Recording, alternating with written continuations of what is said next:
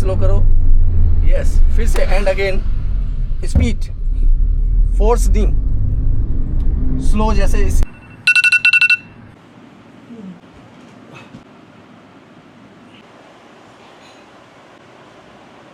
जस्सी आ गया हो टीचर आ गया यार, बड़ी जल्दी आ गया। बहुत दिन से सुबह जल्दी उठ भी नहीं पा रहा हूँ हाइरोक्स के चक्कर में। 5 मिनट दो बस, ठीक है, मैं आ रहा हूँ। तो आज जाना कहाँ तक है? आज तो राजपुर रोड और मसूरी रोड। राजपुर रोड और मसूरी रोड। बाकी टाइम देखेंगे, बस 7 बजे तक उसे स्कूल पहुँचना है। टाइम देखेंगे, ठीक है ठीक है टाइम के अकॉर्डिंग चलेंगे। ठीक है तो आपने प्रॉब्लम बताई है, ठीक है। चाबी ले आऊँ, रुक जाओ गड्डी की, एक मिनट पानी भी लेता है। ABC जानते हो? अच्छा, एक मैं ड्राइविंग जब सिखाऊंगा, हाँ जी, आप ये सोचिए गाड़ी में नहीं है, ठीक है, प्लीज। आप सिखा दो, बस मैं तो चुप बैठा। अरे नहीं मेरी गाइडलाइन है ठीक है। सबके लिए। A for accelerator. What is the accelerator? हैं, देखो गाड़ी चल रही है, स्पीड दे रहा हूँ तो गाड़ी स्पीड ले रही है, लेकिन जब मैं क्लच को पूरा 100% पुश कर दूंगा तो उसमें अब एक्सीलेटर पूरा भी दबाऊंगा, न्यूट्रल हो गया गाड़ी। It means gear box engine से पावर से डिस्कनेक्ट हो गया। तो हमें जब भी आपको डिस्कनेक्ट करना है, मतलब पावर कट करना है, जब घर में फायर होती है, इलेक्ट्रिक फायर, हम सबसे पहले क्या करते हैं? पावर कट मारते हैं। जब हमें गाड़ी में बैठे होते हैं, कुछ भी हमें डेंजर समझ में आए, कहीं भी हमें लगता है कि हमारे गाड़ी का आउट ऑफ कंट्रोल है, हमारे कुछ नहीं है, तो इसमें क्या अप्लाई करेंगे? क्लच को जब एक्टिवा पे एक्सीलेटर देते हैं तो उसका क्या मूवमेंट होता है? रेस ही, मींस रेस ही होता है।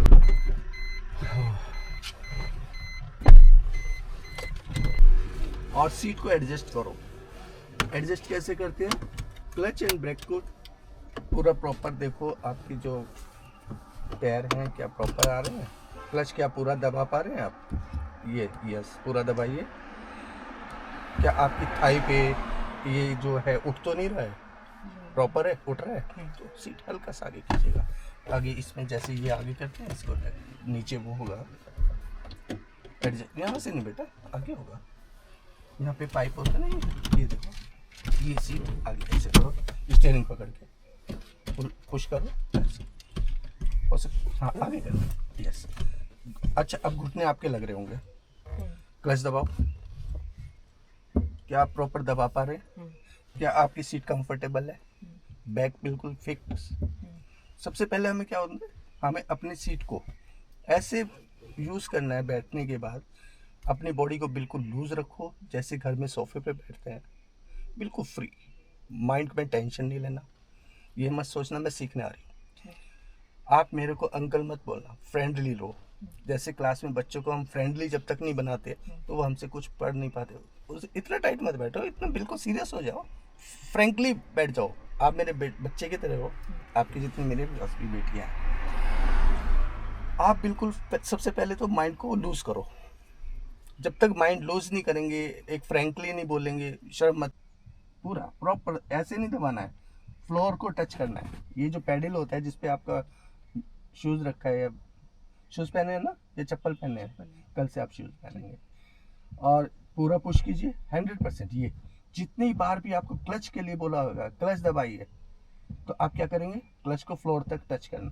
ये नहीं कि सर मैंने थोड़ा सा तो दबा लिया था, सर आधा तो दबा लिया था, ये कोई मैटर नहीं है। जब भी आप क्लच दबाएंगे 100% दबाएंगे।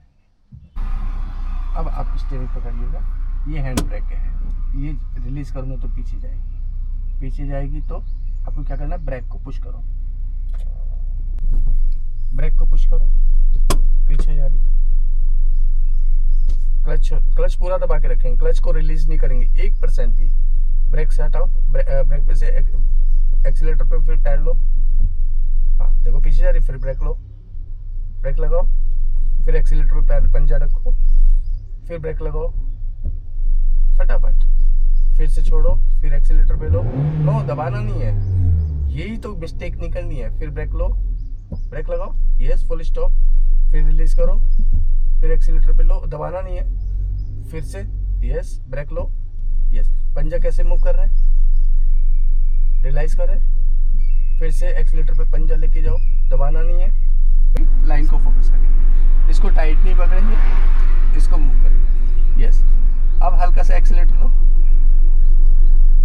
Yes yes yes yes. इसको टाइट नहीं पकड़ेंगे बिल्कुल भी, अगर मैं कहूँगा छोड़ दो तो छोड़ देना है, बट इसको टाइट नहीं पकड़ेंगे, राइट, यस। अब मिडिल लाइन के साथ जाओ, यस यस। क्लच दबाइए, क्लच दबाओ, एक्सीलेटर को जितनी बार क्लच दबाएंगे एक्सीलेटर को ड्रॉप कर देंगे। क्लच दबाइए, एक्सीलेटर ड्रॉप करो, सेकंड गियर अप्लाई, क्विक। गाड़ी तो रुक जाएगी इतनी देर लेंगे तो। First gear apply, yes. फिर से पिकअप की, फर्स्ट गियर अप्लाई नहीं हुआ बच्चे, यस। क्लच पूरा दबाएंगे तो होएगा, अगर ये टाइट चल रहा है तो क्लच नहीं दबाए, फिर से क्लच वैसे ही छोड़ो धीरे धीरे, ब्रेक को उतना ही दबाओ जैसे सिखाया था पीछे, हाँ यस। क्लच को छोड़ो, रिलीज करो, ब्रेक से पैर हटा दो, जब ये वाइब्रेशन आए तो ब्रेक को छोड़ दो, यस। पिक करो, एक्सीलेटर लो हल्का हल्का, क्लच को 100% छोड़ो धीरे धीरे, स्लोली, यस यस यस।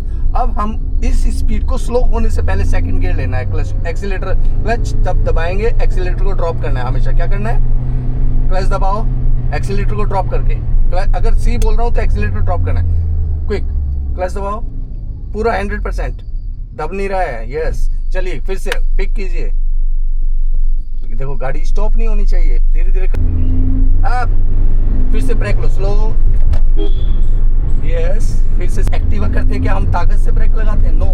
फिर से ब्रेक लो, यस, ब्रेक लो, स्लो करना है, बार बार स्लो करना सीखिए, किस स्पीड से स्लो। जब स्लो होने लगते हैं तो पिकअप यही से पिक करो बहुत लाइटली। अब इसको अपने कूल माइंड से करो, माइंड को कूल रखो, अब स्लो मोशन में आ जाओ, फिर अब धीरे धीरे, अब भगाना नहीं है, अब धीरे से पिक करना है, फिर ब्रेक लेना है, फिर पिक करना है, फिर ब्रेक लेना है, ट्राई अगेन, यस। अब दिमाग को सेट करो, लाइन को क्रॉस नहीं करना है, बट फिर ब्रेक लो हल्का सा, स्लो मोशन में आ जाओ, पहले हाई स्पीड में थे अब स्लो में आ जाओ, जैसे एक्टिवा चलाते हैं, ब्रेक लेते हैं, एक्टिवा चलाते हैं, आगे वो पोजीशन, हाँ यस, लाइन के साथ, बट आप लाइन ड्रॉप नहीं करेंगे, स्लो, ब्रेक लो हल्का। कितना स्पीड लेना है, जिस स्पीड पे हमारा कंट्रोल बने, यस। स्लोली ब्रेक लो, एक हाथ छूट जाएगा, 1-2 दिन में समझ जाएंगे, स्लो स्लो मिडिल लाइन के साथ, यस। शेयर करें इससे बढ़िया था। नहीं, टोटल जो ड्राइविंग में हम जैसे जैसे हम मूव किया, रूट आपको पूरा मालूम है, बैलेंस नहीं बन रहा था, मुझे एक्सप्लेन कीजिए प्रॉपर जो हमने ड्राइविंग किया है आज का, उसको एक्सप्लेन कीजिए, एक एक मोमेंट जहाँ आपको जो फीलिंग आई है वो शेयर कीजिएगा। ये तो पैरों और हाथों का ही नहीं एक्सपीरियंस बन रहा था, शुरू में तो नहीं बनता है, थोड़ा आया। इसका कैसे करना है, आजकल में कर दीजिए, ठीक है, कल कर दूँ, ठीक है। और हमें कितने दिन लगेंगे इसमें, 8 दिन, ये 40 घंटे करना है पूरे, 40 घंटे, और चाहे तो 4 दिन भी कर दो, 40 क्योंकि घंटे भी 100% हो जाएंगे। 16 से 22 में बाहर जाऊँगा, वो गाड़ी लेके ही जाऊँगा। कोई बात, अगर 1-2 दिन का स्पेस आता है डजंट मैटर, कोई दिक्कत 1-2 दिन का नहीं आएगा, 5 दिन का आएगा। कोई बात, अच्छा, कोई दिक्कत कोई नहीं, दिक्कत, चलो ठीक है, 10 दिन का भी आ जाए कोई दिक्कत नहीं। ठीक है, ठीक है, चलो धन्यवाद ये जी। चीज़ ऐसी है, ये भूलने वाली चीज़ें नहीं है, ठीक है।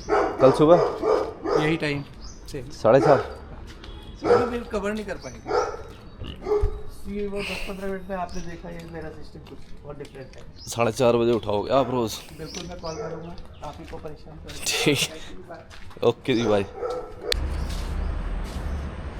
सुबह उठ के जो पहली चीज़ मैं सप्लीमेंट में लेता हूँ, और जो पहला सप्लीमेंट है वो है CLA प्लस L-कार्निटाइन। ये non stim weight loss support होता है। मैं हायरॉक्स कर रहा हूँ और मेरी ट्रेनिंग बहुत ज़्यादा होती है, तो मैंने सोचा कि वेट लॉस भी इसमें हो जाएगा, क्योंकि मेरा वेट 85 के आसपास है। तो मैं सुबह एम्प्टी स्टमक इसका 1 स्कूप पानी के साथ लेता हूँ। ये नॉन स्टिमुलेटिंग है, इसके अंदर कैफीन नहीं होती, आपकी हार्ट बीट नहीं बढ़ाएगा। L-कार्निटाइन, जिन लोगों को हार्ट की प्रॉब्लम है, जो हार्ट के डॉक्टर के पास जाते हैं, तो उनको पता होगा कि उनको भी वो L-कार्निटाइन रिकमेंड करते हैं, क्योंकि हमारी जो बॉडी के अंदर कोलेस्ट्रॉल होता है या मैं कहूँ बैड कोलेस्ट्रॉल होता है उसको कम करता है एंड हमारे मेटाबॉलिज्म को भी बूस्ट करता है और इस तरीके से वेट लॉस में हेल्प करता है। तो फैट बर्नर की जगह अगर आप वेट लॉस जर्नी में हैं और आपको कोई ऐसा सप्लीमेंट चाहिए जिससे हार्ट बीट भी ना बढ़े और आपका वेट भी लॉस हो तो L-कार्निटाइन और सीरियल आप देख सकते हैं। सो L-कार्निटाइन के बाद थोड़ा 10-15 मिनट का रेस्ट या ब्रेक लेके मैं अब ले रहा हूँ एक ब्लैक कॉफ़ी। और आज मौसम बड़ा सही है, धूप निकली है, बारिश नहीं है। नहीं तो देहरादून में बारिश इतनी हो रही थी कि धूप तो दिखी नहीं थी इतने दिन से। एक हमारे अंकल जी ने टीन शेड डाल दी है, तो फ़ायदा ये हुआ है कि बारिश तो रुक गई पर व्यू ख़राब हो गया। बड़े दिनों बाद सनराइज़ देखा है, इवन सनराइज़ तो नहीं दिखा बट सन दिखा है। सुबह कॉफ़ी ऐसे तो अंदर नहीं जाती, तो मैं आजकल पढ़ रहा हूँ शिव रचना पार्ट 1 मेलुहा। ये बुक शिवा से रिलेटेड है। जो लोग शिवा में विश्वास रखते हैं और जो जानना चाहते हैं उनके बारे में, तो उनके लिए है। बट इस बुक में शिवा को as a normal human being दिखाया गया है और जो कि 2 वंश हैं, चंद्रवंश और सूर्यवंश। उनके बीच में कुछ कन्फ्लिक्ट होता है, उसको सॉल्व करने के लिए वो कैलाश मानसरोवर से आते हैं चंद्रवंश सूर्यवंश की तरफ। और वहाँ पे फिर उनका कंठ देखा जाता है कि नीला है, तो लोग विश्वास करते हैं कि वो भगवान है। पर शिव जी को नहीं पता होता कि वो भगवान है, तो वो उन सब लोगों को बेवकूफ़ बताते हैं। सती का इंट्रोडक्शन है। अभी तक मैंने 100 पेज पढ़े हैं, तो बहुत ही इंटरेस्टिंग बुक है, बहुत ही एंगेजिंग है। इसके 3 पार्ट हैं, अभी मैं पहला पार्ट पढ़ रहा हूँ। और ये मैंने डिसाइड किया था कि मैं ये बुक पढ़ूंगा जब मैं आदि कैलाश से वापस आया था। तो मुझे किसी ने रिकमेंड भी करी थी कि आप ये बुक पढ़िए, और मुझे बहुत ही मज़ा आ रहा है, इंटरेस्टिंग भी है, एंगेजिंग भी है।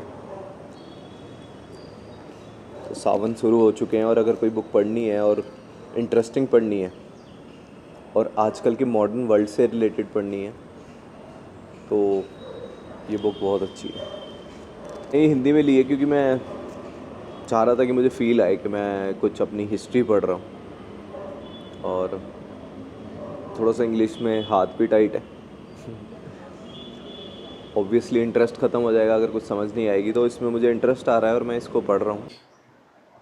8 बज गए हैं। आज मैं लेट भी हो गया हूँ, जिम जाने में भी लेट हूँ क्योंकि सुबह 4:30 बजे उठ के बहन को ड्राइविंग क्लास लेके जाना था। तो अभी पहले मैं टपकेश्वर महादेव जाऊंगा, उसके बाद फिर मैं सीधा जिम चला जाऊंगा। मौसम ठीक है तो मैंने गाड़ी की जगह आज बाइक ही निकाल ली और मेरे घर से अप्रोक्स 4 से 5 किलोमीटर है टपकेश्वर महादेव, और फिर वहाँ से 6 किलोमीटर मुझे वापस आना है जिम के लिए। तो ये वो पेड़ है जो सबको पता है कि बहुत दिन पहले, अभी कुछ दिन पहले बीच से टूट गया था, बीचों बीच फट गया था और ये कई सारी दुकानों के ऊपर भी गिरा है। तो ये बहुत ही प्राचीन पेड़ है यहाँ पे। टपकेश्वर महादेव मंदिर बहुत ही प्राचीन मंदिर है और बहुत मान्यता है, महाभारत के टाइम का है। और कहा जाता है कि अश्वत्थामा का जो जन्म हुआ था वो यहीं हुआ था, जो द्रोणाचार्य के पुत्र थे और जिनको श्री कृष्ण भगवान ने, जिनकी आँख निकाल ली थी तीसरी और श्राप दे दिया था। तो बहुत सारी सीढ़ियाँ नीचे उतर के आप मंदिर तक पहुँचते हो। बस एक जल और थोड़े से फूल। हाथ में ले जाओगे? हाथ टोकरी दे दो, मैं टोकरी वापस दे दूँगा आपको लाके। सो ये है एंट्री टपकेश्वर महादेव मंदिर की, और नीचे बारिशें हैं तो नदी की आवाज़ आपको आ रही होगी शायद से। भीड़ नहीं है उतनी, आज पहला सावन है, पर सावन का पहला सोमवार नहीं है। तो उतनी भीड़ नहीं है, पर फिर भी लोग हैं अच्छे खासे। अभी 8:30 बजे हुए हैं। तो ये मंदिर भोलेनाथ को समर्पित है और यहाँ पे जो एंट्री है वो एक गुफा के अंदर है। और जब आप एंट्री करते हो तो इस तरीके से एक दरवाज़ा है जो कि गुफा में एंटर होता है। गुफा के अंदर ज़्यादा लोगों को एंट्री वैसे हो जाती है, पर जब बहुत भीड़ होती है तो सफोकेशन हो जाती है। जब आप सबसे पहले एंटर करते हो तो यहाँ नंदी जी विराजमान है।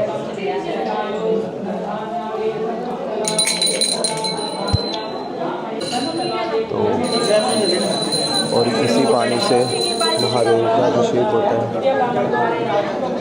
तो मैं आपको दिखाता हूँ।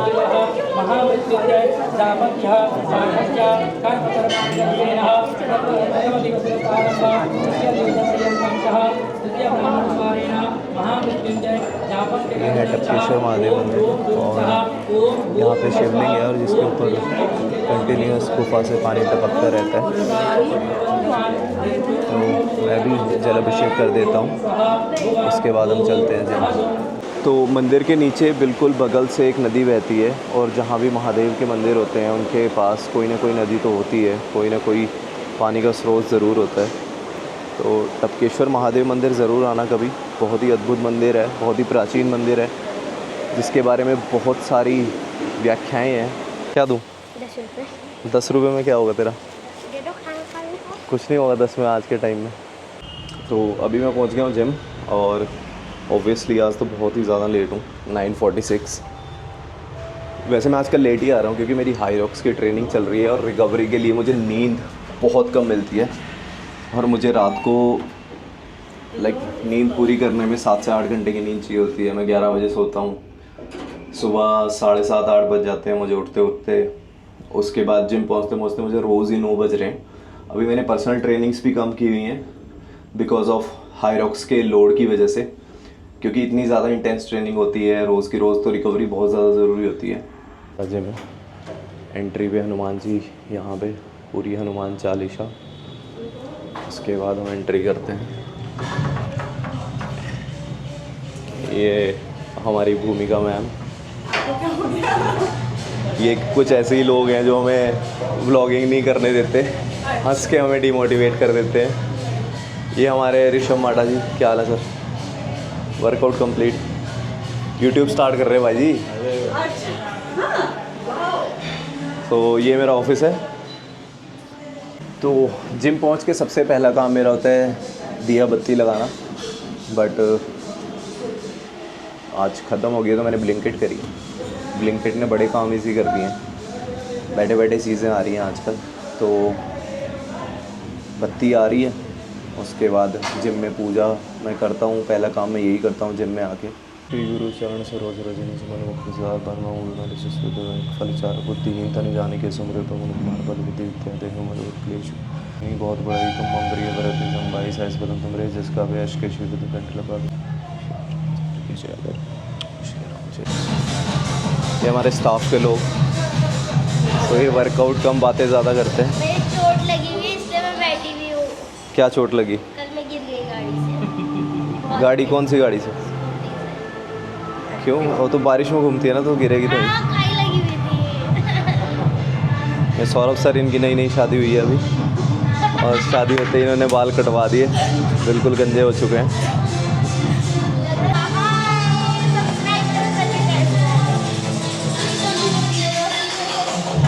तो ये हमारा जिम है, इसके बारे में मैं एक दिन ब्रीफ में एक वीडियो बनाऊंगा जिसमें मैं आपको सब चीज़ों की नॉलेज दूंगा। ये हमारे दीपक सर हैं। तो दीपक सर काफ़ी एजिलिटी वाले और एस्थेटिक ट्रेनर हैं। एप्स दिखा दो सर एक बार, एप्स दिखा दो ये देखो सर। और एक बहुत ही यंग हमारे क्लाइंट जो कि बहुत ही ज़्यादा इंस्पिरेशन है सबके लिए। बता दूं मैं, देवकी नंदन है सर का नाम, और सर जो है हमारे राइटर भी हैं, स्टोरीज़ लिखते हैं। सर आपकी एज कितनी है? 70। तो इस एज में जो आपको ये मोटिवेशन और ये जिम करने की प्रेरणा कहाँ से आ रही है? लखविंदर जी से। अरे सर मुझे तो आपको देख के प्रेरणा मिलती है।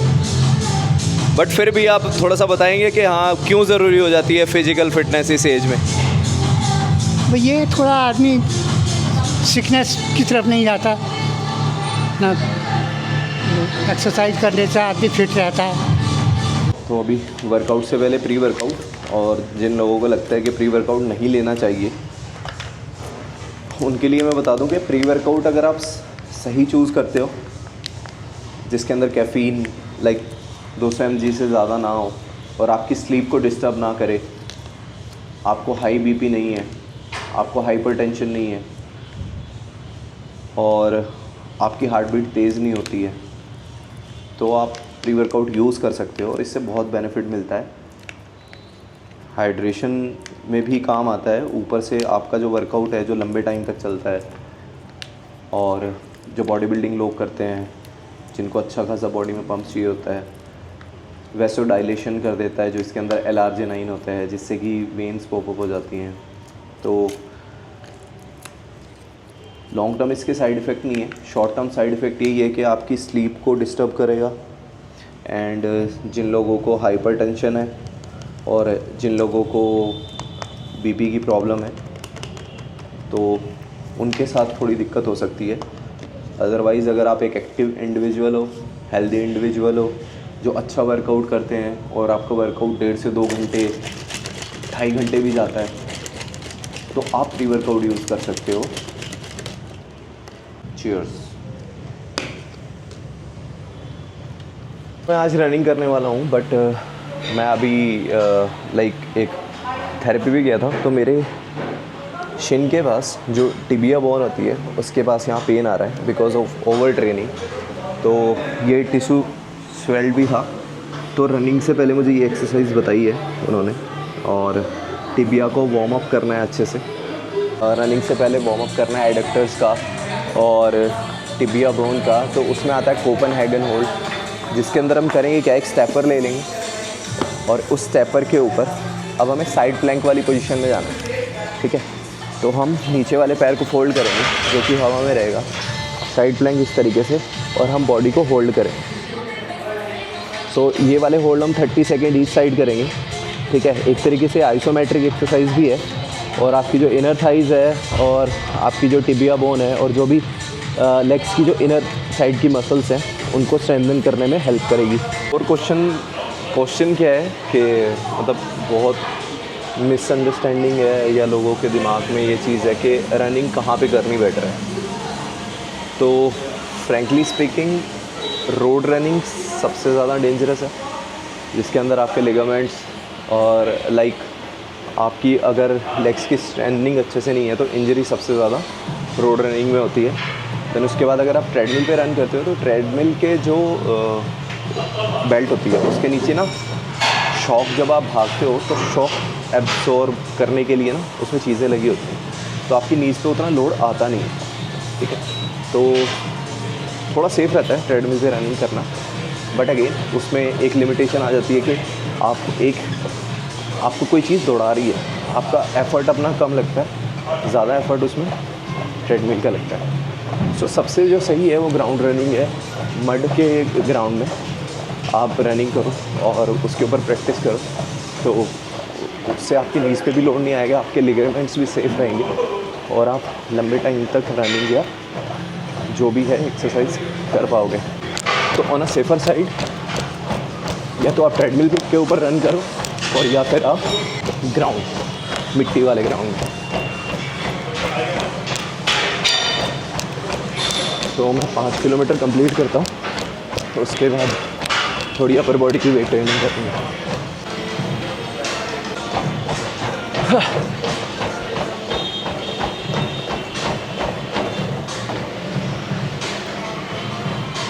कंप्लीट हो गया एंड आप देख सकते हो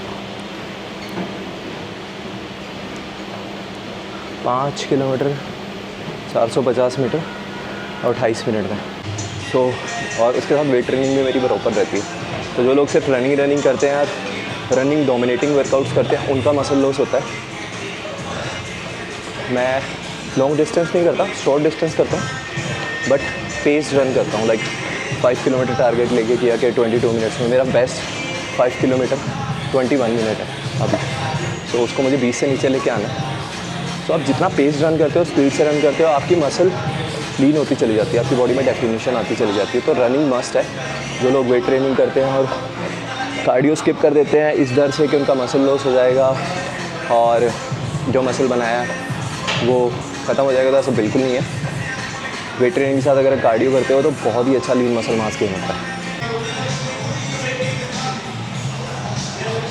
सो मैं लेग पुल डाउन के अंदर लाइक मेरा जो है ना बॉडी वेट है उतना ही वेट लगाता हूँ पहले सेट से, और सारे सेट में उसी से परफॉर्म करूँगा। एंड मैं ट्राई करूँगा 10 to 12 रेपिटेशन उससे निकालने के। 3 4 5 6 7 8 9 10।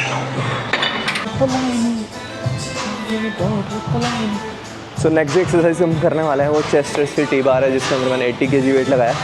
सेम इसके अंदर भी मसल एंड्योरेंस और स्ट्रेंथ पे काम करेंगे। 8 to 10 रेपिटेशन, वेट नहीं बढ़ाएंगे, सारे के सारे सेट इसी वेट से परफॉर्म करेंगे।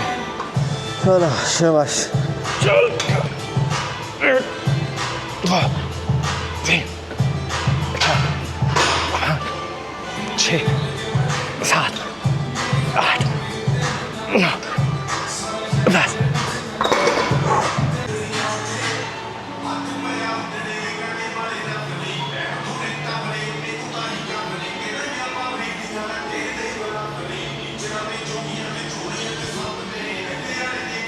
सो नेक्स्ट जो हम एक्सरसाइज करने वाला है, जो मैं फुल वर्कआउट के अंदर इंक्लूड कर रहा हूँ, बाइसेप्स कर्ल। मैंने 10 kg के 2 डंबल्स लिए हैं और मैं ट्राई करूँगा कि मैक्सिमम रैप इससे परफॉर्म करूँ। सेम अगेन मसल एंड्योरेंस पे काम करना है। So let's go. 1 2 3 8 9 9 30। So last जो एक्सरसाइज हम करने वाले हैं आज की वर्कआउट की, वो हम करने वाले हैं डंबल स्ट्रक्स। 6 7। सो अभी वर्कआउट कंप्लीट हो गया। एनाबॉलिक विंडो जो 30 मिनट की है उसके अंदर वे प्रोटीन, उसके साथ कुछ carbs, simple carbs and creatine, जिससे कि रिकवरी फास्ट हो जाए और जो सिंपल कार्ब्स हैं वो इंस्टेंट एनर्जी दे सकें। सो आज का व्लॉग यहीं ख़त्म करते हैं। कमेंट सेक्शन में मुझे बताना कि आप किस तरीके के ब्लॉग्स देखना चाहते हो। आप मैं ब्लॉग्स में क्या क्या चीज़ें इंक्लूड करूं, इंटीग्रेट करूं, जिससे कि आपकी लाइफ में वैल्यू ऐड हो एंड आपको देखने में मज़ा आए, आपको नॉलेज मिले एंड आप लोगों की भी हेल्प कर सको, खुद की भी हेल्प कर सको। तो मैं आशा करता हूँ कि आपको ये वाला ब्लॉग पसंद आएगा एंड मुझे कमेंट सेक्शन में बताना कि मैं आगे क्या क्या इंक्लूड करूँ। और मिलते हैं नेक्स्ट ब्लॉग में।